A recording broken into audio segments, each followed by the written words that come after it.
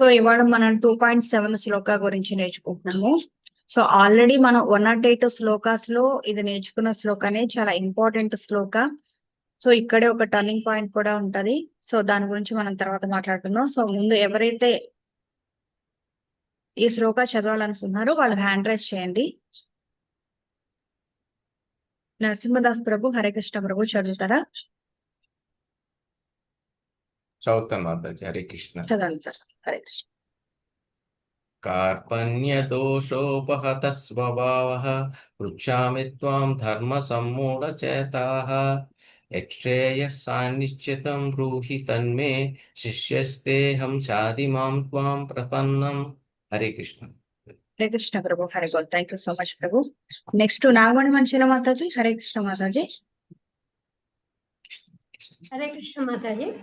హరే కృష్ణ చదవండి. కార్పణ్యదోషోపహత స్వభావః పృచ్ఛామి త్వాం ధర్మ సమ్మూఢచేతాః యచ్ఛ్రేయస్యానిశ్చితం బ్రూహి తన్మే శిష్యస్తేహం షాదిమాం త్వాం ప్రపన్నం. హరే హరే కృష్ణ గోడ్ మాతాజీ. హరే కృష్ణ. థ్యాంక్ యూ మాతాజీ. నెక్స్ట్ అమదుర్తి శ్రీనివాస్ ప్రభు. హరే కృష్ణ. హరే కృష్ణ మాతాజీ. హరే కృష్ణ ప్రభు చదవండి. కార్పణ్యదోషోపహత స్వభావః పృచ్ఛామి త్వాం ధర్మ సమ్మూఢచేతః యచ్ఛ్రేయస్యాన్నిశ్చితం బ్రూహి తన్మే శిష్యస్తేహం సాధిమాం త్వాం ప్రపన్నం. రామ్ రామ్ రామ్. హరే గోడ్ ప్రభు. హరే గోడ్. Thank you so much. Next Nagadakshayani మాతాజీ. దాక్షాయణి నాగద్రాక్షాయణి మాతాజీ. హరే కృష్ణ. చదివిన వాళ్ళు దయచేసి కొంచెం హ్యాండ్ డౌన్ చేయరా ప్లీజ్. నాగద్రాక్షాయణి మాతాజీ. ఓకే. హరే కృష్ణ. కార్పణ్యదోషాపహత స్వభావాః పృచ్ఛామి త్వాం ధర్మ సమ్మూఢచేతాః యచ్ఛేయః సానిచిత్వం బ్రూహి తన్మే శిష్యస్తేహం శాదిమాం త్వాం ప్రపన్నం. హరి బోల్ మాతాజీ. హరే కృష్ణ. నెక్స్ట్ జయశ్రీ మాతాజీ. హరే కృష్ణ మాతాజీ. ధన్యవాద ప్రణాం. ప్రణామ మాతా చదవండి. కార్పణ్యదోషోపహత స్వభావః పృచ్ఛామి త్వాం ధర్మ సమ్మూఢచేతః యచ్ఛేయః సాన్నిశ్చితం బ్రూహి తన్మే శిష్యస్తేహం షాదిమాం త్వాం ప్రపన్నం. హరి బోల్. థ్యాంక్ యూ మాతాజీ. Thank you so much. Nagadrakshayani మాతాజీ కొంచెం హ్యాండ్ డౌన్ చేయండి మీరు కూడా. అండ్ జయశ్రీ మాతాజీ మీరు కూడా హ్యాండ్ డౌన్ చేయండి. నెక్స్ట్ ఉమా సైఫుల్ మాతాజీ. హరే కృష్ణ మాతాజీ. హరే కృష్ణ మాతాజీ చదవండి మాతాజీ. కార్పణ్యదోషోపహత స్వభావః పృచ్ఛామి త్వాం ధర్మ సమ్మూఢచేతః యాచ్ఛేయః స్యాన్నిశ్చితం బ్రూహి తన్మే శిష్యాస్తేహం షాదిమాం త్వాం ప్రసన్నం. హరి బోల్ మాతాజీ. Hare Krishna. Thank you. Next V Vijayalakshmi మాతాజీ. హరే కృష్ణ మాతాజీ. హరే హరే కృష్ణ చదవండి మాతాజీ. కార్పణ్యదోషోపహత స్వభావః పృచ్ఛామి త్వాం ధర్మ సమ్మూఢచేతాః యచ్ఛ్రేయస్సానిశ్చితం బ్రూహి తన్మే శిష్యస్తేహం సాధిమాం త్వాం ప్రపన్నం. హరే కృష్ణ. హరే కృష్ణ మాతాజీ. Thank you. Next Kinnera Vijayalakshmi మాతాజీ. చదివిన వాళ్ళు కొంచెం హ్యాండ్ డౌన్ చేయరా ప్లీజ్. హరే కృష్ణ మాతాజీ. హరే కృష్ణ చదవండి మాతాజీ. కార్పణ్యదోషోపహత స్వభావ పృచ్ఛామి త్వాం ధర్మ సమ్మూఢచేతా యచ్ఛ్రేయస్యానిశ్చితం బ్రూహి తన్మే శిష్యస్తేహం షాదిమాం త్వాం ప్రపన్నం. హరి బోల్ మాతాజీ. హరే కృష్ణ. హరే నెక్స్ట్ జ్యోతి ధనల కోట మాతాజీ. జ్యోతి మాతాజీ హరే కృష్ణ.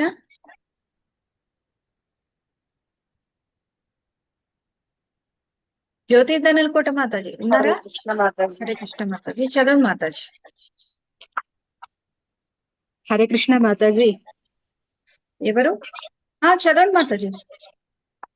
కార్పణ్య దోషోపహత స్వభావ పృచ్ఛామి త్వం ధర్మ సమ్మూఢచేతః శ్రేయసాన్నిశ్చితం భువితం తన్మే శిష్యస్తేహం సాధిమాం త్వాం ప్రపన్నం. హరే బోల్ మాతాజీ Hare Krishna. Thank you so much. So ఇంకెవరైనా చదవాలనుకుంటున్నారా?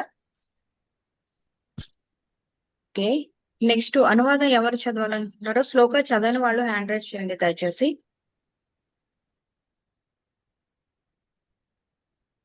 శ్రీలత మాతాజీ హరే కృష్ణ. అనువాదం చదువుతారా మాతాజీ? హరే కృష్ణ మాతాజీ. చదువుతా మాతాజీ. చదవండి మాతాజీ. ట్రాన్స్లేషన్ పర్పట్ బై శిల ప్రభుపాదుల వారికి జై. నా యందలి కార్పణ్య దోష కారణమున నేనిప్పుడు స్వధర్మ విషయమున మోహము చెంది శాంతిని కోల్పోయితిని. ఇట్టి స్థితిలో ఏది నాకు మిక్కిలి హితకరమో నిశ్చయంగా తెలుపమని నిన్ను నేను అడుగుచున్నాను. నేనిప్పుడు నీకు శిష్యుడను మరియు శరణాగతుడను. దయచేసి నాకు ఉపదేశము కావింపుము.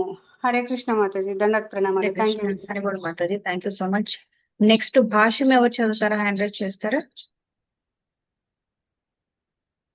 కొంచెం పెద్దగా ఉన్నట్టుంది. ఎవరైనా ఇద్దరు చదివే ఛాన్స్ ఉంటది, ఇద్దరు ముగ్గురు. సో ఎవరైనా చదవాలనుకుంటే హ్యాండ్ రైజ్ చేయండి.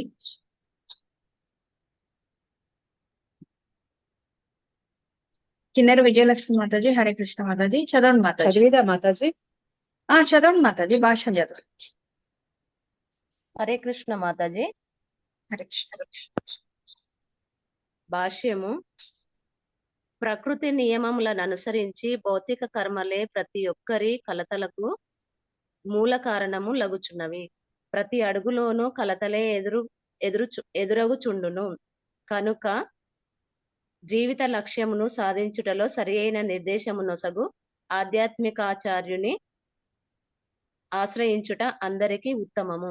మనము వాంఛింపకుండాను కలుగునట్టి జీవితము నందలి కలతల నుండి విముక్తి సాధించుట కొరకై ఆధ్యాత్మికాచార్యుని ఆశ్రయింపవలెనని వేదశాస్త్రములు మనలను ఆదేశించుచున్నవి. ఎవరి ప్రమేయము లేకుండగానే రగుల్కొనడి దావాగ్ని వంటివి అట్టి కలతలు. అట్లే ఈ లోకపు పరిస్థితి ఎట్టిదనగా మనము వాంఛింపకున్నను జీవితమున కలతలు కొన్ని వాటంతటవే కలుగుచుండును. దావాగ్నిని ఎవరు కోరుకొనరు. అయినను అది విజృంభించి మనకు కలతను కలిగించుచుండును. కనుక జీవితమునందలి కలతలను పరిష్కరించుకొనుటకును మరియు పరిష్కారపు జ్ఞానమును అవగాహన చేసుకొనుటకును ప్రామాణిక గురు శిష్య పరంపరలో గల ఆధ్యాత్మికాచార్యుని ఆశ్రయింపవలెనని వేద విజ్ఞానము ఆదేశించుచున్నది. అట్టి ప్రామాణికుడైన ఆధ్యాత్మికాచార్యుని ఆశ్రయించిన మానవుడే సర్వమును గలుగును. కనుక మానవుడు భౌతిక కలతలను యందే ఉండిపోకుండా ఆధ్యాత్మికాచార్యుని తప్పక ఆశ్రయింపవలెను. ఇదియే ఈ శ్లోకపు సారాంశము. నెక్స్ట్ కూడా చదవండి మాతాజీ. మిగిలిన సగం జ్యోతి మాత చదువుతారు. ఓకే మాతాజీ. లౌకికమైన కలతలతో చిక్కుకొనడి వాడెవ్వడు. ఎవరు జీవితమునందలి క్లిష్ట సమస్యలను అవగాహన చేసుకొనజాలడో అట్టి మానవుడు అని చెప్పబడినది. బృహదారణ్యకోపనిషత్తు నందు కలత చెందిన మానవుడు ఇట్లు వర్ణింపబడెను. యోవా ఏతదక్షరం గార్గి అవిదిత్వా స్మాలోకాత్ ప్రైతి సకృపణః. ఎవడు మానవునిగా క్లిష్టమైన జీవిత సమస్యలను పరిష్కరింపడో ఆత్మానుభూతి విజ్ఞానమును అవగాహనము చేసుకొనకుండా శునకము వలె మరియు మార్జాలము వలె ఎవడు ఈ ప్రపంచమును వీడిపోవునో వాడు కృపణుడు. మానవ జన్మము జీవునికి జీవిత సమస్యలను పరిష్కరించుటకు ఉపయోగపడు అత్యంత విలువైన సాధనము. కనుక ఈ అవకాశమును సద్వినియోగపరచుకొనని వాడు కృపణుడు, లోభి అగును. అట్టి కృపణునికి భిన్నముగా గలవాడు బ్రాహ్మణుడు. అతడే జీవిత సమస్యలన్నింటినీ పరిష్కారమునకు ఈ మానవ జన్మను ఉపయోగించుకొనగల వివేకవంతుడు. యా ఏతదక్షరం గార్గి విదిత్వా స్మాలోకాత్ ప్రైతి స బ్రాహ్మణః. వెరీ గుడ్ మాతాజీ, thank you so much. Next Jyoti మాతాజీ, మిగిలిన చదువుతారా? హరే కృష్ణ మాతాజీ, చదువుతాను మాతాజీ. చదవండి. కృపణుడు అనగా లోభుడు. భౌతిక బుద్ధి భావముతో కుటుంబమును, సంఘమును, దేశమును వంటి వాటి పట్ల అమితమైన అనురాగముతో కాలమును వృధా చేస్తుంది. సాధారణముగా మానవుడు స్పర్శ రోగం చేత గృహస్థ జీవనం పట్ల అనగా భార్య, సంతానము, ఇతర సభ్యులతో కూడిన కుటుంబ జీవితం పట్ల ఆసక్తి కలిగి ఉండరు. కృపణుడు తాను తన కుటుంబ సభ్యులను మృత్యువు నుండి రక్షింపగలనని లేక తన కుటుంబము సంఘమును తనను మృత్యువు నుండి రక్షించునని భావించును. ఇట్టి సాంసారిక ఆసక్తి నిమ్న జాతి జంతువులలోనూ కనిపించును. అవి కూడా తమ సంతానము కొనును. అర్జునుడు వివేకవంతుడగుట చేత తన వంశజుల పట్ల అనురాగం మరియు మృత్యువు నుండి వారిని రక్షింపవలననే తన కోరికయే తన కలతకు కారణంగా గ్రహించగలిగాను. యుద్ధము చేయుట తన విద్యుత్ ధర్మమని ఎరిగినను తుచ్చమైన హృదయ దౌర్బల్యం చేత అతడు తన కర్తవ్యమును నిర్వర్తించలేకపోతున్నట్లుగా గ్రహింపగలిగాను. కనుక అతడు తన నిశ్చితను పరిష్కారమును చూపమని పరమాచార్యుడైన శ్రీకృష్ణ భగవానుడి అర్థిస్తుండెను. అర్జునుడు శిష్యుడిగా శ్రీకృష్ణుడి శరణు వేడుతుండెను. స్నేహపూర్వకమైన సంభాషణలను అతడు నిలుపదలిచాను. గురు శిష్యుల నడుమ సంభాషణలు మిక్కిలి గంభీరములై ఉండను. కనుకనే ఇప్పుడు అర్జునుడు ప్రామాణికాచారుని ఎదుట గంభీరతతో సంభాషింపదలిచెను. కనుక భగవద్గీత విజ్ఞానము శ్రీకృష్ణుడు ఆది గురువు కాగా దానిని అవగాహన చేసుకొనుటలో అర్జునుడు ప్రథమ శిష్యుడయ్యను. అర్జునుడు భగవద్గీత అవగాహన చేసుకొనున్న విధానము గీతలోని చెప్పబడును. ఏమైనను మూర్ఖులైన లౌకిక విద్వాంసులు శ్రీకృష్ణుని రూపమునకు శరణం వేడనవసరం లేదని శ్రీకృష్ణునితో ఉన్నట్టి జన్మరహితునికి శరణు వేడవలనని వ్యాఖ్యానించుచుందరు. నిజమునకు శ్రీకృష్ణుని బాహ్యాంతరములకు భేదం లేదు. ఈ రకమైన అవగాహన లేకుండా భగవద్గీతను గ్రహించుటకు యత్నించినచో అంతకు మించి మూర్ఖుడు మరొకడు ఉండడు. హరే కృష్ణ మాతాజీ. Hare Krishna. Haribol Madhavi, thank you so much. So ఇవాళ మనం చాలా ఇంపార్టెంట్ శ్లోక నేర్చుకోబోతున్నాము. ఆల్రెడీ మనం 108 శ్లోకాల్లో మనం విన్నాము దీని గురించి. సో మనం మళ్ళీ నెక్స్ట్ డీటెయిల్ భగవద్గీత నేర్చుకుంటున్నాం కాబట్టి సో ఇందులో కూడా ఈ శ్లోక నేర్చుకుందాం. యాక్చువల్ గా భగవద్గీతలోనే ఒక టర్నింగ్ పాయింట్ గా చెప్పుకోవచ్చు ఈ శ్లోక గురించి. ఎందుకంటే ఇప్పటి వరకు గీతలో కృష్ణుడు అర్జునుడు మాట్లాడుకుంటూ ఉన్నారు. ఎలా అంటే ఫ్రెండ్స్ లాగా, అంటే మిత్రులాగా మాట్లాడుకుంటూ ఉన్నారనమాట. మిత్రులాగా సంభాషించుకుంటూ ఉన్నారనమాట. అంటే జనరల్ గా ఒక మిత్రుడు ఇంకొక మిత్రుడికి అడ్వైస్ చెప్పగలడు. కానీ ఈ శ్లోకం నుంచి కంప్లీట్ గా అంటే ఆ బంధం అనేది, ఆ రిలేషన్షిప్ అనేది మారిపోతుంది అనమాట. సో అంటే ఏం జరగబోతుంది, ఈ ఫ్రెండ్షిప్ అంటే ఈ స్నేహబంధంగా ఉన్నటువంటిది ఇప్పుడు ఎలా మారబోతుంది అనేది మనం ఇందులో తెలుసుకుందాం. సో ఇక్కడ అర్జునుడు అంటున్నాడు అనమాట, ఏమని, పృచ్ఛామి త్వాం, నేను మిమ్మల్ని అడుగుతున్నాను, ఏమని, ఇటువంటి సమయంలో ఎటువంటి నిర్ణయం తీసుకోవాలి స్వామి నాకు చెప్తారా అని చెప్పేసి ఆయన అడుగుతున్నాడు అనమాట. శిష్యంతిహాం షాధిమాన్ త్వాం ప్రపన్న, అంటే ఇప్పుడు మీ శరణాగతి నేను పొందుతున్నాను, నేను మీ యొక్క శిష్యుణ్ణి. సో దయచేసి నాకు చెప్పండి ఏది మంచిది ఏది చెడు అనేది నాకు చెప్పండి అని చెప్పేసి అర్జునుడు కృష్ణుడిని వేడుకుంటున్నాడు అనమాట. సో ఇప్పుడు జరగబోతుంది ఏంటి అంటే, ఎప్పుడైతే అర్జునుడు నేను నీకు శిష్యుణ్ణి శరణాగతుణ్ణి దయచేసి నాకు ఉపదేశం కావింపును అని ఎప్పుడైతే భగవంతుణ్ణి కోరుకుంటున్నాడు అర్జునుడు, అప్పుడు భగవంతుడు ఏం చేస్తాడు, గురుస్థానంలో కూర్చొని గురువులాగా ఉపదేశం చేస్తాడనమాట. సో ఇంతకు ముందు మనం ఏం చూసాం, మిత్రులాగా వాళ్ళిద్దరు సంభాషించుకుంటూ ఉన్నారు. కానీ ఇప్పుడు ఏం జరిగింది అంటే భగవంతుణ్ణి గురు స్థానంలో పెట్టాడు అర్జునుడు. సో ఆయన గురువుగా, ఈయన శిష్యుడిగా, నేను నీ శిష్యుణ్ణి నీకు శరణాగతి అవుతున్నానని చెప్పేసి ఆయన మాట్లాడుతూ కృష్ణుడిని గురువుని చేసేసాడు అనమాట. సో ఇప్పుడు కృష్ణుడు గురువులాగా ఉపదేశం ఇస్తాడనమాట. అంటే భగవద్గీతలో ఉపదేశం అనేది వచ్చే శ్లోకంలో ఇక్కడ నుంచే మొదలవుతుంది అనమాట. అంటే ఇక్కడ నుంచి కృష్ణుడు గురువుగా అర్జునుడికి ఉపదేశం చేస్తాడనమాట. సో మనం ఈ శ్లోక ఏంటి అంటే ఫస్ట్ మనం చూస్తే కార్పణ్య దోషం అనే దాంతో స్టార్ట్ అవుతుంది కదా. అసలు కార్పణ్య దోషం అంటే ఏంటి, ఎవరికైనా ఐడియా ఉందా? హరే కృష్ణ మాతాజీ. చెప్పండి పిరికితనం లోభం మాతాజీ, ఒకళ్ళు చెప్పండి, కన్ఫ్యూజ్ అవ్వకుండా. ఒకవేళ వింటారు కదా అంటే తెలియకపోతే ఎవరికైనా మీరు చెప్పేది విని అర్థం చేసుకుంటారు. చెప్పండి, ఎవరైనా ఒకళ్ళు హ్యాండ్ రైజ్ చేసి చెప్పండి.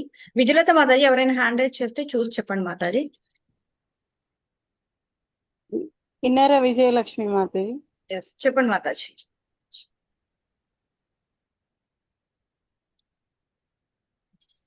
విజయలక్ష్మి మాతాజీ, కిన్నెర విజయలక్ష్మి మాతాజీ చెప్తారా? ఓకే, విజయలక్ష్మి మాతాజీ. మళ్ళీ వేరే వేరే హరే తీసుకోండి కృష్ణ మాతాజీ. హరే కృష్ణ విజయలక్ష్మి. మాతాజీ. పిరికితనము మాతాజీ, పిరికితనం. ఓకే, ఇంకా హరే కృష్ణ. చెప్పండి ప్రభు. అంటే లోభి అనే అర్థం కూడా ఉంది మాతాజీ, అజ్ఞాని అనే అర్థం ఉంది, దరిద్రుడు అని కూడా సామాన్యంగా మామూలుగా మా వాడే భాషలో అయితే ఓకే, కృపణుడు అంటే లోభి, దరిద్రుడు అని కూడా, అంటే ఈ సందర్భంలో అయితే అజ్ఞాని అని అనుకోవచ్చు. ఓకే, ఇంకా హరే కృష్ణ మాతాజీ, దండోత్పరణ. చెప్పండి మాతాజీ. స్పష్టమైన అర్థం ఏంటంటే, మనం ఇక్కడ తీసుకోవాల్సిన స్పష్టమైన అర్థం ఏంటంటే, ఇక్కడ అర్జునుడు ఆత్మన్యూనత భావంతో ఆయన బాధపడుతున్నాడు. అంటే ఆత్మ జ్ఞాన శూన్యత్వం అని ఇక్కడ మనకు అర్థం తీసుకోవచ్చు మాతాజీ. హరే కృష్ణ. నెక్స్ట్ విజయలక్ష్మి మాతాజీ.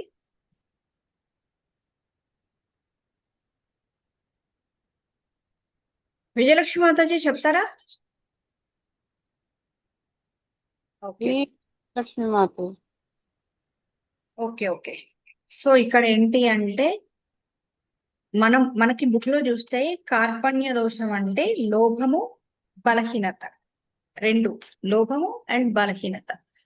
సో అంటే కార్పణ్య దోషం అంటే మోహం వల్ల తన ధర్మాన్ని మర్చిపోవడం అన్నమాట. సో మోహం అంటే మనకు తెలుసు, దేని మీదైనా మనకు ఒక ఇష్టం, దాని మీదే మనకి ప్రేమ, ఇవన్నీ వస్తాయట. దానివల్ల ఏంటి అంటే మనం ఏమైతే చేయాలనుకున్నామో దాన్ని మనం మర్చిపోతాం అనమాట. సో అంటే మనం చేయాల్సినటువంటి కర్తవ్యాన్ని మనం మర్చిపోతాం అనమాట. సో అర్జునుడు ఏమంటున్నాడు అంటే కార్పణ్య దోషం వల్ల నేను నా విద్యుత్ ధర్మాన్ని మర్చిపోతున్నాను అని చెప్పేసి చెప్తాడు అనమాట. సో దీనికి ఎగ్జాంపుల్ ఏంటంటే, ఇప్పుడు ఫర్ ఎగ్జాంపుల్ మనం ఏదైనా హాస్పిటల్ కి వెళ్ళాం అనుకోండి. సో అక్కడ ఒక ఎమర్జెన్సీ డాక్టర్ ఉంటారు, ఎమర్జెన్సీ డిపార్ట్మెంట్ అనేది ఉంటుంది అనమాట. సో అక్కడ ఏంటి అంటే మనం వెళ్ళిన తర్వాత మనకి చాలా ఇంపార్టెంట్ అన్నమాట ట్రీట్మెంట్ అనేది. కానీ అక్కడికి వెళ్తే డాక్టర్స్ ఎవరు రెస్పాండ్ అవ్వరు అనమాట. వాళ్ళు ఏం చెప్తారంటే, ఇప్పుడు మాకు వేరే పని ఉంది, సో మేమేం చేయలేము, లేదంటే మా డ్యూటీ అయిపోయింది, సో మేము వెళ్ళిపోతున్నాము, మాకు ఆ పని ఈ పని అని చెప్పేసి, అంటే వాళ్ళు చేయాల్సినటువంటి పనిని వాళ్ళు చేయరనమాట. సో అట్లానే ఇంకొక ఎగ్జాంపుల్ మనం తీసుకుంటే, ఇప్పుడు పిఎస్ కి మనం వెళ్తాం, అంటే పోలీస్ స్టేషన్ మనం వెళ్తాం కంప్లైంట్ ఇవ్వడానికి. సో కంప్లైంట్ ఇవ్వడానికి మనం వెళ్ళినప్పుడు ఏమైందంటే డిపార్ట్మెంట్ వాళ్ళు మనల్ని పట్టించుకోరు, వాళ్ళకి వేరే పని ఉందని చెప్పేసి లేదా ఇంకోటి ఉందని చెప్పేసి చెప్తారు. బట్ మనకేంటంటే చాలా ఇంపార్టెంట్ అన్నమాట. అంటే అక్కడ ఏమవుతుంది, పోలీస్ వాళ్ళు మనం ఏదైతే అంటే వాళ్ళు ఏదైతే చేయాలో ఆ ధర్మాన్ని వాళ్ళు చేయడం లేదన్నమాట. సో దాన్ని మర్చిపోతున్నారు, వాళ్ళు చేయాల్సింది చేయడం లేదు కాబట్టి. సో ఇటువంటి వాటిని మనం కార్పణ్య దోషంగా మనం చూడొచ్చు అన్నమాట. సో అట్లానే ఇక్కడ ఏంటి అంటే అర్జునుడు ఏం చేస్తున్నాడు, తన మోహం వల్ల తన ధర్మాన్ని చేయలేకపోతున్నాడు. అంటే ఇక్కడ అర్జునుడు క్షత్రియుడు, క్షత్రియ ధర్మం ఏంటి, యుద్ధం చేయడం, అంతేనా? క్షత్రియ ధర్మం ఏంటి, యుద్ధం చేయడం. అయితే అర్జునుడు ఏం చేస్తున్నాడు, యుద్ధం చేయడం అనేది తన విద్యుక్త ధర్మం, కానీ అటువంటి ధర్మాన్ని అర్జునుడు వదిలేశాడనమాట. సో ఆయన మర్చిపోయాడు ఆయన ధర్మాన్ని. సో అప్పుడు ఆయన ఏమంటున్నారు, నేను యుద్ధాన్ని వదిలేసి నేను భిక్షాటనకు వెళ్ళిపోతాను కృష్ణ అని చెప్పేసి చెప్తాడనమాట. కాబట్టి అర్జునుడికి తెలిసిపోతుంది ఏమని, తను తప్పు చేస్తున్నానని తనకు అర్థమవుతుంది. కానీ తను ఏం చేస్తున్నాడో ఏం చెప్తున్నాడో ఇక్కడ అవన్నీ కూడా మనం తెలుసుకోవాల్సిన విషయాలు. అయితే ఇంకోటి ఏంటంటే, అర్జునుడు మాయలో ఉన్నట్లుగా తను ప్రవర్తిస్తూ ఉన్నాడు, కానీ నిజంగా అర్జునుడు మాయలో ఉన్నాడా? లేడు. ఎందుకంటే అర్జునుడు కృష్ణుడి యొక్క నిత్య భక్తుడు అనమాట. సో ఆయన చాలా చాలా జయించాడు అర్జునుడు. సో కృష్ణుడు భక్తుడిగా ఉన్నాడు కాబట్టి తను వీటన్నిటిని జయిస్తాడు అనమాట. కాకపోతే ఇక్కడ ఏంటి అంటే మనందరి కోసం తను ఏం చేస్తున్నాడు, ఒక కృపణుడి లాగా బిహేవ్ చేసి చూపిస్తున్నాడు అర్జునుడు. సో అసలు కృపణుడు అంటే ఏంటి అనేది శాస్త్రాల్లో కృపణుడి గురించి ఏం చెప్పారనేది మనం తెలుసుకుందాం. అయితే ఇక్కడ ఏంటంటే రెండు ఉంటాయి, ఒకటి కృపణుడు మరియు బ్రాహ్మణుడు. ఈ రెండు పదాల గురించి మనకి శాస్త్రాల్లో అసలు ఏం చెప్పబడ్డాయి అనేది మనం నేర్చుకుందాం అన్నమాట. సో ముందు మనం బ్రాహ్మణుడు అంటే ఏంటి అనేది మనం నేర్చుకుందాం, తర్వాత కృపణుడు గురించి మనం నేర్చుకుందాం అన్నమాట. సో బ్రాహ్మణుడు అంటే ఏంటి అంటే ఎవరైనా ఒక మనిషి, అంటే ఎవరైనా కానీ దూరదృష్టి కలిగి ఉన్నటువంటి ఒక మనిషి, ఆత్మ సాక్షాత్కార విజ్ఞానంను ఎరిగి ఉన్నటువంటి మనిషి, అండ్ అలానే జీవిత లక్ష్యాన్ని తెలిసినటువంటి ఒక మనిషి ఎవరైతే ఉంటారో అతన్ని బ్రాహ్మణుడు అని పిలువబడుతుందని చెప్పేసి శాస్త్రం ప్రకారం చెప్తున్నారు. ఇంకోటి ఏంటి, మనం అన్నాం కృపణుడు ఫుల్ ఆపోజిట్ అన్నమాట. బ్రాహ్మణుడికి ఫుల్ ఆపోజిట్ కృపణుడు, కృపణుడికి ఫుల్ ఆపోజిట్ బ్రాహ్మణుడు.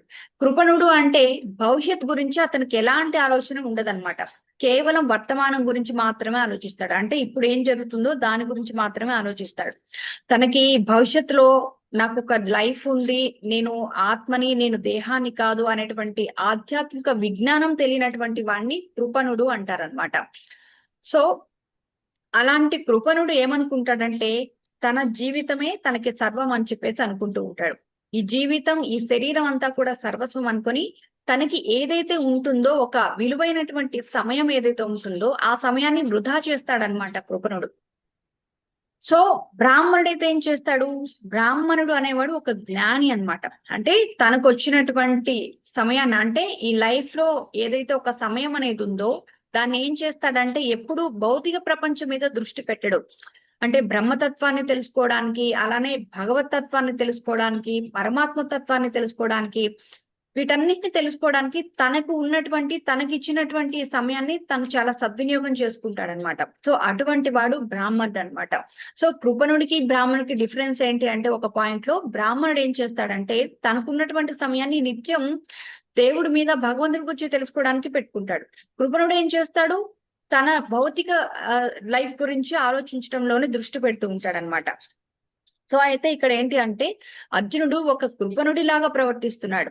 అంటే ఎలా అంటే, నేను శరీరాన్ని, వీళ్ళంతా నా బంధువులు, వీరెప్పుడు నాతోనే ఉంటారు, వీళ్ళంతా నన్ను కాపాడుతూ ఉంటారు, నాకు మృత్యు వచ్చినా లేదంటే ఏదైనా సమస్య వచ్చినా వీళ్ళందరూ కూడా నన్ను కాపాడుతూ ఉంటారని చెప్పేసి ఒక కృపణుడి లాగా అర్జునుడు బిహేవ్ చేస్తున్నాడు అనమాట. అయితే మనం చూస్తే ఏంటి అంటే మనకు కూడా లైఫ్ లో చాలా ప్రాబ్లమ్స్, చాలా కలతలు అనేవి మనకి ఎదురొస్తూ ఉంటాయి అనమాట. అంటే ఎన్నో రకాల ప్రాబ్లమ్స్ ని మనం ఫేస్ చేస్తూ ఉంటాం అనమాట. జనరల్ గా భౌతిక జగత్తు అంటేనే ఏదో ఒక సమస్య అనేది ఇక్కడ వస్తూ ఉంది. సో మనం ఎంత ట్రై చేసినా కూడా, ఎంత పర్ఫెక్ట్ గా ట్రై చేసినా కూడా ఆ ప్రాబ్లం, ఏదైతే ప్రాబ్లం వస్తుందో ఆ ప్రాబ్లం అనేది సాల్వ్ అవ్వదు. అవునా? మనం అన్ని ప్రాబ్లమ్స్ సాల్వ్ చేసుకోగలుగుతామా? సో చేసుకోలేం. ఎందుకంటే మన చేతిలో, మన కంట్రోల్లో ఉండి మనం ఏదైనా చేయగలం అని చెప్పేసి మనం అనుకుంటాం, కానీ మనం చేయలేము. మనం తలుచుకుంటే ఏదైనా చేయొచ్చు. మనం జనరల్ గా చూస్తూ ఉంటాం కొన్ని కొన్ని సందర్భాల్లో, నేను తలుచుకుంటే ఏదైనా చేసేస్తాను అని చెప్పేసి అనుకుంటూ ఉంటాం. కానీ నిజంగానే తలుచుకుంటే మనం అన్ని చేయగలమా? చేయలేము. ఎందుకంటే ఈ భౌతిక జగత్తు అనేది దుఃఖాలయము, సుఖాలయం అన్నమాట. నిజమేనా? మనం వింటూ ఉంటాం కదా క్లాసులో, భౌతిక జగత్ ఎప్పుడైనా సుఖంగానే ఉంటుందా? ఉండదు. సుఖంగా ఉంటుంది. పోనీ దుఃఖంగా ఉంటుందా? ఉండదు మాకు. సో ఉండదు. సుఖము ఉండదు, దుఃఖము ఉండదు, కలిపి ఉంటాయి మాతాజీ. హరే రెండు కృష్ణ. కలిపి ఉంటాయి అనమాట. సో ప్రత్యేకించి మనకి ఉంటాయి మాతాజీ. ఎస్, సో ప్రత్యేకించి మనకి 4 దుఃఖాలు ఉన్నాయి. అవేంటి మనం రెగ్యులర్ గా వింటూనే ఉంటాం. ఎవరైనా చెప్పగలరా ఆ 4 దుఃఖాలు ఏంటి అనేది? జన్మ, మృత్యు, జరా, వ్యాధి. ఎస్, జన్మ, మృత్యు, జరా, వ్యాధి అన్నమాట. జరా అంటే ఏంటి? వృద్ధాప్యం రావడం అన్నమాట. అంటే వృద్ధాప్యం అనేది మనకు వస్తూ ఉంటుంది. దాన్ని మనం ఎవరైనా ఆపగలమా? వృద్ధాప్యం రావడం అనేది సో ఎవరు మనం ఆపలేము, ఎందుకంటే అది మన చేతుల్లో ఉండదు. అదేం చేస్తుందంటే ప్రకృతి మనల్ని బలవంతం చేసి మరి ముసలివాళ్ళని చేస్తుంది. అవునా కదా? మనం వద్దంటే ప్రకృతి ఆపేస్తుందా? మేము ఎప్పుడు ఇట్లానే ఎంగుగా ఉండాలనుకుంటే ఆగిపోతామా మనము? సో ఆపలేము, ఎందుకంటే అది మన చేతుల్లో ఏం లేదు, అదంతా ప్రకృతి చేతుల్లో ఉందనమాట. సో ఆ విధంగా చూస్తే జన్మ, మృత్యు, జరా, వ్యాధి కూడా మన కంట్రోల్లో ఏం లేదు. సో అట్లానే మృత్యు, మనం చనిపోవాలని ఎవరైనా అనుకుంటామా? మనం ఎప్పుడు బతికుండాలి, మనం హాస్పిటల్లో ఉంటేనే మనం కోరుకొని రావాలని చెప్పేసి చాలా మంది మన కోసం ప్రేయర్ చేస్తూ ఉంటారు. ఆ టెంపుల్ కి వెళ్తారు, ఈ టెంపుల్ కి వెళ్తారు, అన్ని చేస్తూ ఉంటారు. అవునా? సో మృత్యు అనేది కూడా ఎవరు ఇష్టపడరు, ఎవరు కావాలని అనుకోరు. కానీ ప్రకృతి ఏం చేస్తుందంటే దాన్ని కూడా మన మీద చూపించేస్తుంది. ఎప్పటికప్పుడు మనల్ని మనం కాపాడుకుంటూ ఉండడానికి మనం ట్రై చేస్తాం. కానీ ఏమవుతుంది, మృత్యు కూడా బలవంతంగా వస్తుంది అనమాట. సో దాన్ని కూడా మనం ఎవ్వరం తప్పించలేమన్నమాట. సో జర అంటే వృద్ధాప్యం, ఇందాక చెప్పుకున్న వృద్ధాప్యం నుంచి కూడా మనం ఎవరం తప్పించుకోలేమన్నమాట. ఎవరైనా వృద్ధాప్యం కాలం ఇష్టపడరు, ఎప్పుడు యంగ్ గానే ఉండాలంట. సో యంగ్ గా ఉండడానికి అంటే కొంచెం ఏజ్ అయిన తర్వాత కూడా ఏం చేస్తాము, రకరకాల క్రీమ్స్ వాడతాము, హెయిర్ వైట్ అయిపోతే దానికి కలర్స్ వేస్తాము, అండ్ స్కిన్ రింకిల్స్ రాకుండా చేసుకుంటాం. ఇట్లా చాలా చాలా వస్తున్నాయంట. ఒక వయసు వచ్చేసిన తర్వాత, అంటే పెద్ద వయసు వచ్చేసిన తర్వాత, ముసలితనం వచ్చేసిన తర్వాత ఇవన్నీ వస్తుంటాయి. సో దాన్ని మనం ఏమన్నా ఆపగలమో ఆపలేము. అట్లానే మన ఏజ్ ఎక్కువైనప్పుడు కూడా చాలా రోగాలు వస్తాయి అన్నమాట. సో వాటన్నిటిని ఆపే శక్తి మనకేమన్నా ఉంటుందా? ఉండదు. అండ్ వృద్ధాప్యంలో ఉన్నటువంటి శక్తి వేరే ఉంటుంది, వయసులో ఉన్నప్పుడు ఉండేటువంటి శక్తి వేరే ఉంటుంది. సో ఇవన్నీ కూడా మనం ఏం చేస్తామంటే వాటిని మన ప్రకృతి ఇస్తూ ఉంది కాబట్టి మనం తీసుకుంటూ ఉన్నాం అన్నమాట.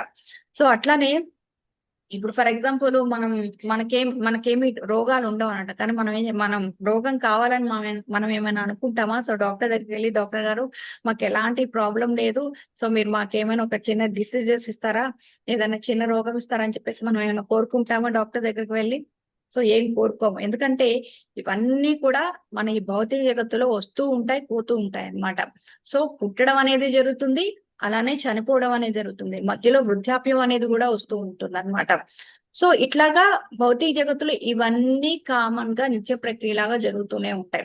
అండ్ ఇంకోటి ఏంటంటే జన్మ. యాక్చువల్ గా ఈ జన్మం అనే దాన్ని కూడా చాలా మంది పుట్టడం ప్రాబ్లం ఎలా అవుతుంది అని చెప్పేసి అంటూ ఉంటారు. కానీ పుట్టడం కూడా ఒక ప్రాబ్లమే. ఎట్లా అంటే ఈ జన్మ అనే దానిలో కూడా రెండు రకాలైనటువంటి అర్థాలు అన్నమాట. ఎట్లా అంటే ఒకటి ఏంటంటే గర్భంలో ఉన్నప్పుడు ఎవరైతే అంటే బేబీగా ఉంటారో వాళ్ళు అవి గర్భంలో ఉన్నప్పుడు అక్కడ కూడా చాలా దుఃఖాలు అనుభవిస్తుంటాయి. సో మ్యారేజ్ అయిన వాళ్ళకి తెలుసు ఎట్లా గర్భం లోపల బేబీ ఎంత బాధపడుతుందో, ఎంత దుఃఖపడుతుందో. అంటే చెప్తూ ఉంటారు కదా, బ్రీతింగ్ ఆడదు, అటు ఇటు తిరగలేరు, ఇట్లా సంథింగ్ చాలా చెప్తూ ఉంటారు. సో లోపల ఉన్నప్పుడు కూడా బాధ అనేది అనుభవిస్తూ ఉంటారు. సో అదైపోయిన తర్వాత ఈ భౌతిక ప్రపంచంలోకి వస్తారు. ఈ భౌతిక ప్రపంచంలోకి వచ్చిన తర్వాత ఇక్కడ కూడా అవే బాధ అనేది స్టార్ట్ అయిపోతాయి అన్నమాట. సో అంటే ఈ భౌతిక జగత్తులో ఉన్నప్పుడు ఏమవుతుందంటే కోరికలన్నీ మొదలైపోతాయి అన్నమాట. సో ఈ భౌతిక ప్రపంచంలో చిక్కుకొని పోతాం. సో అందుకే జన్మం అనేది కూడా నిజానికి ఒక సమస్య. అసలు ఈ భౌతిక జగత్తులో జన్మించడం అంటేనే ఒక పెద్ద సమస్య. ఎందుకంటే ఎప్పుడైతే మనం ఈ భౌతిక ప్రపంచంలో జన్మిస్తామో అప్పుడే మొదలవుతాయి కదా మనకు అసలైన ప్రాబ్లమ్స్. ఎలాంటి ప్రాబ్లమ్స్ వస్తాయి చెప్పండి?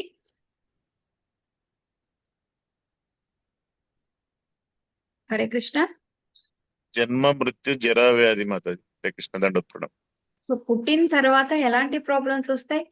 అది కావాలని, ఇది చిన్నప్పటి నుంచే మనకి ఏదైనా బొమ్మ ఇవ్వకపోయినా ఏడుస్తారు పిల్లలు, లేదంటే ఎత్తుకోకపోయినా ఏడుస్తారు, లేదంటే ఇంకో చోట పెట్టినా ఏడుస్తారు. ఇలా పెద్ద అయిన తర్వాత అది కావాలి, ఇది కావాలి, అది ఇవ్వలేదు, ఇది ఇవ్వలేదు, అది అలా ఉంది, ఇది అలా ఉంది. ఏదో ఒక రకంగా ప్రాబ్లం అనేది వస్తూనే ఉంటుంది. అంటే ఈ భౌతిక జగత్ అనేది మనకు ఒక జైలు లాంటిది అన్నమాట. సో జైల్లో ఎట్లుంటది, ఎంత సుఖంగా ఉండాలని ప్రయత్నించినా కూడా సుఖంగా ఉండగలమా మనం? అసలు ఉండలేము. ఇంకోటి ఏంటి, అసలు జైల్లో సుఖంగా ఉండాలని అనుకోవడమే ఒక మూర్ఖత్వం. ఎందుకంటే జైల్లో ఉండే ఎవరైనా సుఖంగా ఉండాలని ఎక్స్పెక్ట్ చేస్తారా? చేయరు. ఎందుకంటే అది జైలు. ఈ భౌతిక జగత్తులో మనకి కష్టాలు అనేవి వస్తూ ఉంటాయి, దుఃఖాలు అనేవి వస్తూ ఉంటాయి. సో ఆ మధ్యలో మనం ఎలాగా దాన్ని సాల్వ్ చేద్దాం అనే మనం ట్రై చేస్తూ ఉంటాం. కానీ మనం దాన్ని ఎంత ట్రై చేసినా కూడా అది ఇంకా పెరుగుతూనే ఉంటుంది అన్నమాట. సో ఆ సమస్యని మనం సాల్వ్ చేయలేం. సో అట్లనే ఈ భౌతిక జగత్తు కూడా జైలు వంటిది కాబట్టి, సో జైల్లో సుఖం అనేది ఉండదు, దుఃఖం తప్ప. ఎవరైనా జైల్లో ఉన్న వ్యక్తి ఏమంటాడు, నాకు ఒక రూమ్ ఇచ్చేసి, నాకు ఏసీ పెట్టి, టీవీ పెట్టి, మంచి ఫుడ్ ఇచ్చేసి, అన్ని సౌకర్యాలు పెట్టేస్తే నేను హ్యాపీగా ఉంటానని చెప్తాడు. అసలు అంతకన్నా మూర్ఖుడు ఎవరైనా ఉంటారా? అన్ని ఉన్నంత మాత్రాన హ్యాపీగా ఉంటాడా? ఇప్పుడు మనం ఇంట్లో ఉంటాం, ఏసీ పెట్టుకుంటాం, టీవీ పెట్టుకుంటాం, మంచి ఇల్లు కొనుక్కుంటాం, అన్ని ఉంటాయి, అయినా కానీ మనం హ్యాపీగా ఉంటామా? ఇంకా ఏదో తక్కువైందని చెప్పేసి ఏడుస్తూనే ఉంటాం కదా. సో అట్లానే ఎంత ఉన్నా ఎంత చేసినా కూడా ఏదో ఒక లోపం అనేది ఉంటుంది అనమాట. సో దుఃఖం అనేది కలుగుతూనే ఉంటుంది. సో ఎన్ని సౌకర్యాలు ఉన్నా దుఃఖం అనేది ఉంటుంది. సుఖంగా మనం ఎప్పటికీ ఉండలేము అనమాట. సో అలా మన జీవితంలో కూడా అన్ని ఉన్నా కూడా సుఖంగా ఉండగలుగుతున్నామా అంటే లేదు. ఎలా సుఖంగా ఉండడం అంటే మరి జైలు నుంచి బయటికి రావాలి. అంటే జైలు ఇప్పుడు ఇందాక మనం చెప్పుకున్నాం, ఈ జీవితం అనేది జైలు లాంటిది అని చెప్పారు. జైల్లో ఉంటే మనం సుఖంగా ఉండాలి అని చెప్పాం. సో జైలు నుంచి మనం బయటకు వచ్చేస్తేనే, మన ఇంటికి వచ్చేస్తేనే మనం సుఖంగా ఉండగలుగుతాం. సో అట్లానే మనం కూడా ఈ భౌతిక జగత్తు కూడా అలానే తయారు చేస్తుంది. ఎందుకంటే ఇక్కడికి వచ్చి ఒక జీవి తన దుఃఖాలను అనుభవించేస్తాడు. అన్ని అనుభవించేసి అసలు ఏంటి జీవిత లక్ష్యం ఏంటి అనేది తెలుసుకొని తిరిగి భగవద్ధామానికి వెళ్ళిపోతాడు అనమాట. సో దీనికోసమే మనకి ఈ భౌతిక జగత్తు అనేది డిజైన్ చేశారనమాట. సో ఎట్లయితే మనం జైలుకు వెళ్ళి ఆ జైల్లో అన్ని కష్టాలు పడి, అన్ని బాధలు పడి, అన్ని కష్ట సుఖాలు అన్ని తెలుసుకొని మనం ఏం చేస్తామో మన తప్పును మనం తెలుసుకొని మనం బయటకు వచ్చేస్తే ఎంత హ్యాపీ అవుతామో, ఈ భౌతిక జగత్తులో కూడా మనకి ఏదైతే దుఃఖాలు ఉన్నాయో వాటన్నిటిని అనుభవించేసి మనం చేసినటువంటి తప్పుల్ని మనం సరిదిద్దుకొని మనం తిరిగి భగవద్ధామానికి వెళ్ళి మనం భగవంతుని చేరుకోవాలన్నమాట. సో అట్లాగనమాట. సో ఇక్కడ మనం మనకి ప్రపాదుల వారు కొన్ని ఎగ్జాంపుల్స్ కూడా ఇచ్చారు ఇందులో. సో అందులో ఏంటంటే ఒక పెద్ద అడవి అనేది ఉంటుందన్నమాట. సో ఆ అడవిలో ఏంటంటే మీరు జనరల్ గా కొన్ని సార్లు వింటూ ఉంటారు. ఐ థింక్ యుఎస్, ఆస్ట్రేలియా అటు సైడ్ కార్ చిచ్చులు అనేవి వస్తూ ఉంటాయి. సో అందరికీ తెలిసే ఉంటుంది. సో ఆ కార్ చిచ్చులు అనేవి ఎట్లా వస్తాయి? ఎవరైనా అంటిస్తారా? ఎవరైనా మంట పెడతారా అక్కడ? సో ఎవరు పెట్టరు, వాటంతట అవే వస్తాయి అనమాట కార్చిచ్చులు. సో దాన్ని ఎవరైనా ఆపగలరా? ఏమైనా చేయగలరా? ఎవరు ఏం చేయలేరు. ఎందుకంటే దానంతట అదే రగులిపోతుంది అనమాట. సో అట్లా ఏంటి అంటే అట్లాగే ఈ సంసారం అనేది ఈ భౌతిక జగత్తు కూడా ఒక రకమైనటువంటి కార్చిచ్చు అనమాట. సో అదొక దావాగ్ని లాగా ఉంటుంది అనమాట. సో మనం ఈ కార్చిచ్చు, ఈ దావాగ్ని వీటన్నిటి గురించి మనము ప్రపాదుల వారు మనం మంగళహారతిలో పాడతాం అనమాట. ఏమని అంటే సంసార ధావా నలలీఢలోక త్రణయ కారుణ్య ఘన ఘనత్వం. సో మనకి మార్నింగ్ మంగళహారతిలో ఇది వస్తుంది అనమాట. అంటే ఈ దావాగ్నిలో రగిలిపోతున్నటువంటి ఒక జీవుణ్ణి నేను, తుచ్చమైనటువంటి జీవుణ్ణి నేను. అటువంటి ఈ తుచ్చమైన జీవుడికి ఆత్మ సాక్షాత్కారం జ్ఞానం, అలానే భగవత్ విజ్ఞానం ఇచ్చినటువంటి గురువు. ఆ గురువు కూడా ఎలా ఉండాలి అంటే పెద్ద వర్షంతో వచ్చేటటువంటి వారు. అంటే ఇప్పుడు ఒక పెద్ద వాన పడింది అనుకోండి, ఆ వానతోటి ఆ కార్చిచ్చు ఆరిపోతుంది. సో అట్లానే మన జీవితంలో ఈ భౌతిక జగత్ అనేది ఏదైతే ఒక కార్చిచ్చు ఉందో దాన్ని ఆర్పడానికి మేఘాలతో వచ్చేటటువంటి పెద్ద వర్షమే గురువు అని చెప్పేసి చెప్పబడుతుంది అనమాట. సో మన భౌతిక ప్రపంచం ఎప్పుడూ కూడా దుఃఖంతోనే నిండి ఉంటుంది. అందుకే దుఃఖాలయం అశాశ్వతం అంటారు. అంటే అడుగడుగునా కూడా ఇక్కడ దుఃఖాలు, సమస్యలే ఉంటాయి. సో మరి ఇప్పుడు ఈ సమస్యకి పరిష్కారం ఏంటి అంటే ఈ భౌతిక ప్రపంచంలో అయితే అన్ని కలతలే. మరి ఈ కలతల నుంచి ఎలా బయటపడాలి? దానికి శాస్త్రం ఏం చెప్తుందంటే ఆత్మ సాక్షాత్కార విజ్ఞానం పొందిన ఆధ్యాత్మిక ఆచార్యుల దగ్గరికి వెళ్ళి మనం శరణు పొందాలి అని చెప్పేసి మనకి ఈ శ్లోకంలో ప్రపాదుల వారు ఎగ్జాంపుల్స్ తో చెప్పారనమాట. సో అది కూడా ఎటువంటి ఆధ్యాత్మిక ఆచార్యుల దగ్గరికి వెళ్ళాలి అంటే ప్రామాణికమైనటువంటి గురు పరంపరలో వచ్చినటువంటి ఆధ్యాత్మిక ఆచార్యుల దగ్గరికి వెళ్ళాలన్నమాట. అంటే గురు పరంపర జ్ఞానం అంటే ఏంటి? మొట్టమొదటిగా మనందరికీ గురువు ఎవరు చెప్పండి? శ్రీకృష్ణ పరమాత్మ, కృష్ణ భగవానుడు. సో మనకి భగవద్గీత కూడా ఎట్లా చెప్పారు అనేది చాలా వరకు ఐడియా ఉండే ఉంటుంది. సో ఎట్లా ఎవరికి చెప్పారు? ఫస్ట్ కృష్ణుడు అర్జునుడికి బోధిస్తున్నాడు మాతాజీ. ఇది భగవద్గీతలో. దీనికి ముందు కూడా మనకి గీత చెప్పబడింది. సూర్య భగవానుడి ద్వారా ఫస్ట్ ఏంటి అంటే భగవంతుడు బ్రహ్మదేవుడికి చెప్తాడు, తర్వాత నారదుడికి చెప్తాడు, ఆ తర్వాత వ్యాసుడికి, తర్వాత వ్యాసుడు వచ్చేసి మధ్వాచార్యుడికి. అలా గురు శిష్య పరంపర ద్వారా చెప్తారనమాట. అలా ప్రామాణిక గురు శిష్య పరంపరలో ఉన్నటువంటి మన ఆధ్యాత్మిక ఆచార్యులు ఎవరైతే ఉన్నారో అటువంటి ఆచార్యులు మరియు బ్రహ్మనిష్ట అంటే బ్రహ్మతత్వాన్ని తెలుసుకున్నటువంటి వారు అండ్ భగవతత్వం తెలుసుకున్నటువంటి వారు, అలానే కృష్ణుడితో సంబంధం ఉన్నటువంటి విజ్ఞానం గురించి తెలుసుకున్నటువంటి వారు. సో అటువంటి వారు అండ్ అలానే ఎవరైతే భగవంతుని తెలుసుకుంటారో, భగవంతుని సాక్షాత్కారాన్ని పొందారో అటువంటి గురువునే మనం ఆశ్రయించాలని చెప్పేసి శాస్త్రం యొక్క ఉద్దేశం అన్నమాట. సో మనకు కూడా చెప్తూ ఉంటారు, గురు పరంపరలో ఉన్న గురువునే ఎంచుకోండి. సో అంటే పరంపర లేకుండా ఏదో గురువు వచ్చేస్తే వాళ్ళని తీసుకోవద్దు. మనం ఏం చేసినా కూడా శాస్త్రాల ప్రకారమే చేయాలి. శాస్త్రాల శాస్త్రాల్లో ఏదైతే ఉందో వాటినే మనం ఫాలో అవ్వాలని చెప్పేసి కూడా మనకు కూడా చెప్తూ ఉంటారు. సో మనం అలా ఆధ్యాత్మిక ఆచరణ యొక్క శరణ పొందమన్నమాట. అయితే ఇక్కడ ఏం జరుగుతుందంటే అర్జునుడు ఏం చేస్తున్నాడు, కృష్ణుని అడుగుతున్నాడు ఏమని, కార్పణ్య దోషం అనే కారణం వల్ల నా స్వధర్మ విషయంన మోహం చెంది నేను శాంతిని కోల్పోయాను అని చెప్పేసి చెప్తారనమాట. అంటే ఏంటి, ఆయన చాలా క్లియర్ గా చెప్తున్నాడు అర్జునుడు ఏమని, ఆయనకున్నటువంటి వీక్నెస్ ని, అంటే ఆయనకి ఏదైతే బలహీనత ఉందో ఆ బలహీనత గురించి చెప్తున్నాడు అనమాట. అండ్ అలానే ఆయనలో ఎటువంటి దోషం ఉందో ఆ దోషం గురించి కూడా చెప్తున్నాడు. ఇప్పటి వరకు ఆయన ఎన్నో కారణాలు చెప్తూ వస్తున్నాడు. అవునా, యుద్ధం చేయమంటే ఆయన చేయట్లేదు, ప్రతిసారి ఏదో కారణం చెప్తూ ఉంటారు. సో ఆయన ఎటువంటి కారణాలు చెప్పారో కూడా మనందరికీ తెలుసు. నేను యుద్ధం చేయలేను, వాళ్ళు నా వాళ్ళకి ఏమన్నా అయిపోతే నాకేమొస్తుంది, వాళ్ళు వెళ్ళిపోయిన తర్వాత నేనేం చేయాలి, సో వాళ్ళని చంపేస్తే మనకు వచ్చే రాజ్యం మనకు అవసరమా, ఇట్లా రకరకాల కారణాలు చెప్పుకుంటూ వచ్చాడనమాట. సో చెప్పాడు అంటే నేను యుద్ధం చేయను కృష్ణ అని చెప్పాడు. సో ఎందుకంటే ఇది ఇలా చేయడం తప్పు, అసలు దీనివల్ల ఏమొస్తుంది, దీనివల్ల మనకేం రాదు కదా, అసలు మనం చేసేదే కరెక్ట్ అయింది కాదు అని చెప్పేసి కృష్ణ చెప్తూ ఉన్నాడు అనమాట. సో అట్లా చెప్తూ ఉన్నాడు. అండ్ మళ్ళీ ఏమవుతున్నాడు, కొంచెం కన్ఫ్యూజన్ అవుతూ ఉన్నాడు. సో ఆయన ఏమవుతున్నాడు, నేను చేయను అంటున్నాడు, కానీ మళ్ళీ కన్ఫ్యూజన్ లో ఉన్నాడు. అంటే కన్ఫ్యూజన్ లో ఉండి అడుగుతున్నాడు అనమాట. అసలు నేనేం చేస్తున్నాను కృష్ణ, నేను చేసేది అసలు కరెక్టేనా తప్ప ఏంటి అసలు నాకు, అంటే ఒక డైలమాలో ఉండి కృష్ణుడిని అడుగుతున్నాడు అంట అర్జునుడు.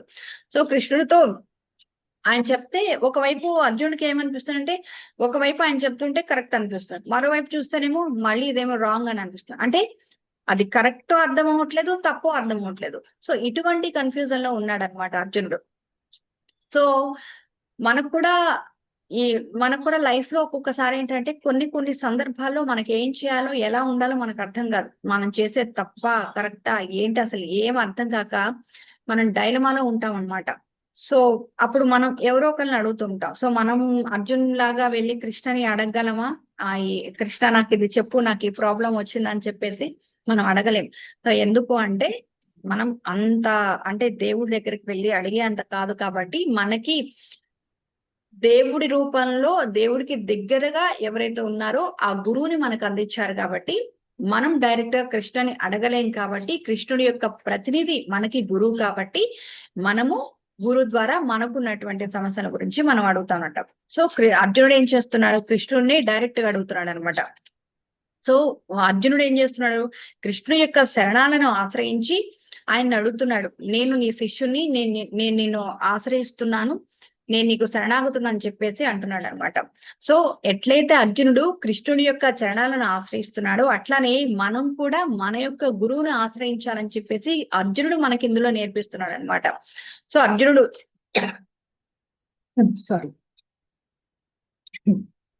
కాబట్టి ఈ విషయాన్ని తెలుసుకున్నటువంటి అర్జునుడు తన కన్ఫ్యూజన్ ని దూరం చేసుకోవడానికి ఆయన ఏమంటున్నాడు అంటే,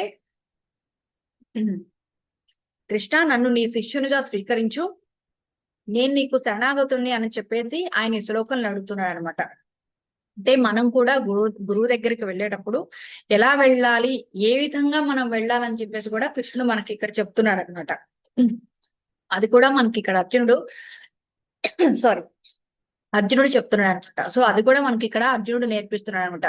ఎప్పుడైనా మనం గురువు దగ్గరికి వెళ్ళినప్పుడు ఎలా ఉండాలి, మనం జనరల్ గా ఎవరి దగ్గరికైనా వెళ్ళేటప్పుడు ఎలా వెళ్తాము, చాలా ఊపుకుంటూ చేతులు ఊపుకుంటూ ఏదో ధీమాగా ధైర్యంగా వెళ్తామా, ఎట్లా వెళ్తాము, నమ్రతతోనే వెళ్తాం, వినయంతో వెళ్తాం. మనం ఫర్ ఎగ్జాంపుల్ మహారాజు అలా వెళ్ళారనుకోండి, ఆ మహారాజు అని చెప్పేసి ఇట్లా వెళ్ళిపోతామో, మనము వెళ్ళలేం కదా. సో ఏంటి అంటే చాలా వినయంగా చాలా శరణాగతితోటి మనం వెళ్తాం అనమాట. సో మనకు ఒక శ్లోక కూడా ఉంది అనమాట, అంటే గురువు దగ్గరికి ఎట్లా వెళ్ళాలి ఏంటి అనేది. తద్విద్దే ప్రణిపాతేన పరిప్రశ్నేన సేవయ. చెప్తారా ఎవరన్నా వచ్చా శ్లోకం? తద్విద్యే ప్రణిపాతేన పరిప్రశ్న సేవయ సాధన. ఉపదేశంతి తే జ్ఞానం జ్ఞానినస్తత్వ దర్శిన. ఓకే, ఆ శ్లోకాలు ఏంటి అంటే తద్విద్ది ప్రణిపాతేన అంటే పరిప్రశ్నేన సేవయ, అంటే గురువు దగ్గరికి మనం ఎలా వెళ్ళాలి అంటే తద్విద్ది ప్రణిపాతేన అంటే పూర్తి వినయంతో పూర్తి శరణాగతితో మనం వారిని ఆశ్రయించాలి, వారికి సేవ చేయాలి. తర్వాత వారిని మనకి ఏవైతే ప్రశ్నలు ఉన్నాయో వాటి గురించి అడిగి తెలుసుకోవాలన్నమాట. సో కాబట్టి ఇక్కడ శ్రీకృష్ణ భగవానుడు ఆది గురువు. సో ఆయన దగ్గరికి వెళ్ళి అర్జునుడు ఏం చేస్తున్నాడు, తన ప్రశ్నలకు ఎటువంటి సమాధానం కావాలో ఆ సమాధానాలన్నింటి గురించి కూడా అర్జునుడు చెప్పమని, తనకు సరైనటువంటి మార్గం చూపించమని చెప్పేసి అర్జునుడు కృష్ణుడిని అడుగుతున్నాడు అనమాట. సో ఇక్కడ ఏంటంటే మొదట అర్జునుడు సరెండర్ అయ్యాడు. ఏమని, నేను నీ శిష్యుణ్ణి, నన్ను నీ శిష్యుడిగా స్వీకరించు, నేను నీకు శరణాగత అవుతున్నాను. నాకు ఇప్పుడు ఉన్నటువంటి పరిస్థితుల్లో నేను ఏం చేయాలో ఏం చేయకూడదో అర్థం అవట్లేదు, అసలు ఏది తప్పో ఏది కరెక్టో, ఒక్కొక్కసారి కరెక్ట్ అనిపిస్తుంది, ఒక్కోసారి తప్పు అనిపిస్తుంది. సో ఇటువంటి కన్ఫ్యూజన్ లో నేను ఉన్నాను కాబట్టి నన్ను నీ శిష్యుడిగా స్వీకరించు అని చెప్పేసి ఆయన సరెండర్ అవుతాడంట. సో ఎప్పుడైతే అర్జునుడు సరెండర్ అవుతాడో అప్పుడు ఏం చేస్తాడు కృష్ణుడు, అప్పుడు ఆయన గురువు పొజిషన్ ని తీసుకుంటాడు అనమాట. సో అంతకు ముందు ఏం జరిగింది, ఇద్దరు ఫ్రెండ్స్ లాగా మిత్రులాగా మాట్లాడుతున్నారు. ఎప్పుడైతే అర్జునుడు కృష్ణుడికి సరెండర్ అయ్యి నేను నీ శిష్యుని అని చెప్పేసి ఆయన మాట్లాడాడో అప్పుడు కృష్ణుడు ఆయన గురువు పొజిషన్ తీసుకొని ఒక గురువు స్థానంలో ఉండి అర్జునుడికి ఎటువంటి సమస్యలు అంటే ఎటువంటి డౌట్లు ఎటువంటి ప్రశ్నలు ఉన్నాయో వాటన్నిటినీ కూడా అర్జునుడు కృష్ణుడిని అడుగుతున్నాడు, కృష్ణుడు అర్జునుడికి చెప్తాడనమాట. సో ఎప్పుడైతే అర్జునుడు ఇట్లా అడుగుతాడో అప్పుడు ఆయన ఆ గురు పొజిషన్ తీసుకుంటా ఉంటాడు. అప్పుడు అర్జునుడు ఏం చేస్తాడు, తనకున్నటువంటి ప్రశ్నలన్నింటినీ కూడా ఒకదాని తర్వాత ఒకటి అడుగుతూ ఉంటాడు అనమాట. సో అట్లాగా మనం చూస్తే 2వ అధ్యాయం నుంచి 18వ అధ్యాయం అంతా వరకు కూడా అర్జునుడు తనకి ఏవైతే ప్రశ్నలు ఉన్నాయో ఏవైతే సమస్యలు ఉన్నాయో వాటన్నిటిని గురించి కూడా అడిగి తెలుసుకుంటూ ఉంటాడు. ఒకవేళ తనకు అర్థం కాకపోయినా కూడా మనం చూడొచ్చు చాప్టర్స్ లో ఒక్కొక్కసారి కొన్ని రిపీట్ అవుతాయి 1, 2, 3 చోట్ల. ఎందుకంటే ఆయనకు అర్థం కాక మళ్ళీ అదే చెప్తాడు, మళ్ళీ దానికి కూడా సమాధానం కృష్ణ చెప్పుకుంటూ వస్తాడు అనమాట. సో అట్లాగా ప్రశ్నలు అడిగి తనకున్నటువంటి ప్రశ్నలన్నిటినీ వాటికి ఆన్సర్ చెప్పించుకొని వాటిని నివృత్తి చేసుకొని క్లారిటీ తీసుకుంటాడు అనమాట అర్జునుడు.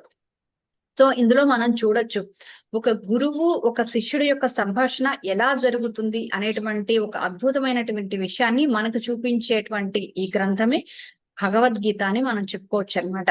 సో ఎక్కువగా కూడా కృష్ణ అర్జుని మధ్యనే ఎక్కువ సంభాషణ అనేది జరుగుతూ ఉంటుంది అనమాట. సో ఈ 2nd చాప్టర్ నుంచి మనకి కృష్ణుడు గురువులాగా అర్జునుడు శిష్యుల్లాగా మనం చూస్తూ ఉంటాం అనమాట. సో మరి ఇటువంటి భగవద్గీతను చదివేటటువంటి అవకాశం మనందరికీ వచ్చింది. సో అది మనందరూ ఎన్నో జన్మల పుణ్యఫలంగా కూడా మనం చెప్పుకోవచ్చు. అయితే మరి ఇటువంటి ఇంత గొప్ప గ్రంథంలో కృష్ణ ఏమంటున్నాడు అంటే ఈ గీతలో ఉన్నటువంటి జ్ఞానాన్ని ఉపయోగించి నేను మొత్తం ఈ ప్రపంచం మొత్తాన్ని నేను నడిపిస్తాను, ఈ ఒక్క బ్రహ్మాండాన్నే కాదు అనంతకోటి బ్రహ్మాండాలన్నిటిని కూడా నేను అనిపిస్తానని చెప్పేసి కృష్ణ చెప్తాడనమాట.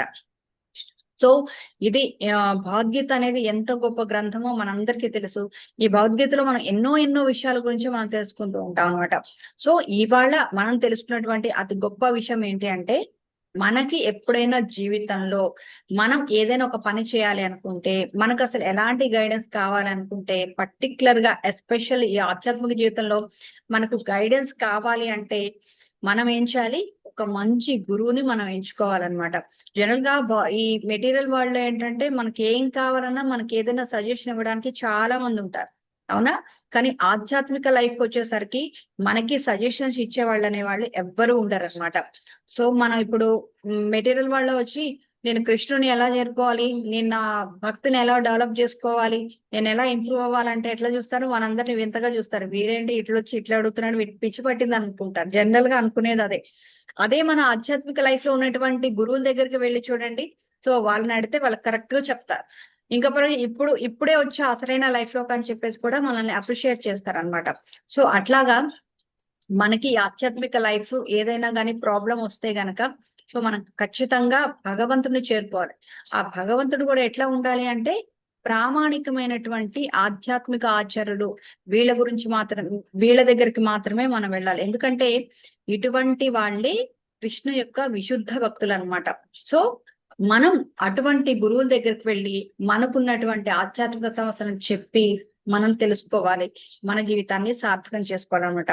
సో ఇప్పుడు అర్జునుడు ఎట్లయితే కృష్ణుడి దగ్గరికి వెళ్ళి తనకున్నటువంటి సమస్యలను నివృత్తి చేసుకొని తన యుద్ధం చేయడానికి రెడీ అవుతాడో, ఈ భౌతిక జగత్తు నుంచి బయటపడి అసలు ఏంటి మనమేనా చేస్తుంది, లేదంటే భగవంతుడు ఇవి చేస్తున్నాడా, లేదంటే ఇదంతా కర్మ ఇట్లనే కాలం ఇట్లనే వెళ్తది, ఇదంతా ప్రకృతి అనుకుని ఇట్లా ఆలోచన చేస్తాడా. సో అట్లానే మనం కూడా, సో మనం ఏంటి, మనం ఎవరు, మనం ఎక్కడి నుంచి వచ్చాం, మనం ఏం చేయాలి, ఏం చేసి మనం భగవద్ధామానికి చేరుకోవాలనేటువంటి విషయాలని మనం తెలుసుకోవాలన్నమాట. సో ఇట్లాగా అర్జునుడు కృష్ణుణ్ణి తన గురువుగా స్వీకరించి, తన గురువుగా భావించి శిష్యుడిగా అర్జునుడు ఉండి కృష్ణ దగ్గర నుంచి తనకు కావలసినటువంటి తనకి ఏవైతే డౌట్స్ ఉన్నాయో వాటన్నింటి గురించి తెలుసుకుంటాడు అనమాట. సో జనరల్ గా ఏంటి అంటే మనం చూడొచ్చు ఈ భౌతిక వాళ్ళకి సంబంధించి వాటిల్లో కూడా మనం ఏం చేస్తామంటే వీటికి కూడా ఏమైనా ప్రాబ్లమ్ సొల్యూషన్ ఉంటాయంటే ఉంటాయి, కానీ ఆధ్యాత్మిక లైఫ్ కి ఉన్నంత ఇదిగా మెటీరియల్ వరల్డ్ లో మనం అన్ని చేయలేమన్నమాట. సో అట్లాగా అందుకే మనం మెటీరియల్ వాడిని మనం ఏం చేయాలో అది చేసేసి వదిలేసి ఆధ్యాత్మిక జీవితంలోకి వస్తే వాటంతటా అవే అన్ని సమస్యలు కూడా చాలా వరకు పరిష్కారం అనేది మనకు దొరుకుతుంది అనమాట. సో ఇది ఈ శ్లోక యొక్క మీనింగ్ అన్నమాట. హరే కృష్ణ. జై శ్రీకృష్ణ.